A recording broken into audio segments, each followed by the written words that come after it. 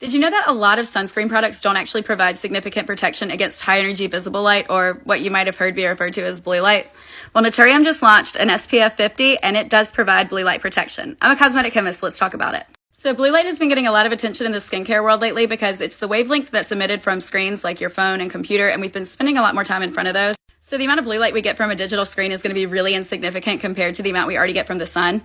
But we do get quite a bit of blue light exposure from the sun, and it's important to talk about because a lot of sunscreens don't protect against it. Don't freak out though, because most people won't really see a significant change in their skin as a result of blue light, but people that have darker skin tones or already have melasma or something are likely to see increased pigmentation the more blue light they're exposed to. So like I said, don't be worried about sitting in front of your computer screen or phone too long and that contributing to blue light damage. Most of it's coming from the sun. When you look at the energy that is coming down from the sun, about 5 to 7% of it is in the form of UV, and then about 40 to 50% is going to fall within the visible light spectrum. So the reason UV is so damaging, even though it's like only a small portion of the amount of energy that's coming down from the sun, is because as you go left on the spectrum, the wavelengths are increasing in energy, so those higher energy wavelengths are going to cause more damage. So the reason blue light is a concern is because, yeah, sure, it's lower energy, but it's still getting pretty close to that energy level of the UV.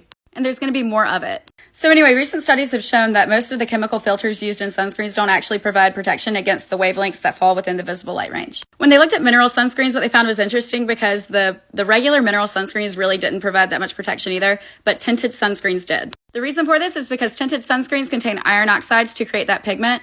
But iron oxides have been found to be very effective at helping prevent blue light from getting to your face. In mineral sunscreens with titanium and zinc oxide, if you've got enough of it in there to basically block out blue light, you're going to be left with such a heavy white cast on your face that you're probably not going to apply it heavily in the first place. But the issue here is that not everybody wants a tinted sunscreen. So how do you get a sunscreen that can protect against visible light without also leaving like a heavy white cast or tinting your face a certain color? So first of all, this sunscreen is using chemical filters. They're using butyl-octyl salicylate and ethyl hexyl methoxycrylene. I like this. I do not use mineral sunscreens, really. I don't like them. I don't like the white cast that they leave and the kind of heavy texture. So this looks like a really nice formula. It looks like it'll be pretty lightweight. But in order to also protect against visible light, they're using this ingredient called calcium sodium borosilicate. So this ingredient is really cool in general from like a visual and texture aesthetic standpoint. So it's a very fine powder with oil absorption properties. So chemists can add this to a formula if they want to reduce the greasiness or like reduce the amount of time it takes you to rub it in. But the particles also have a light diffusing property to them. So when you apply a product to your face that contains this ingredient,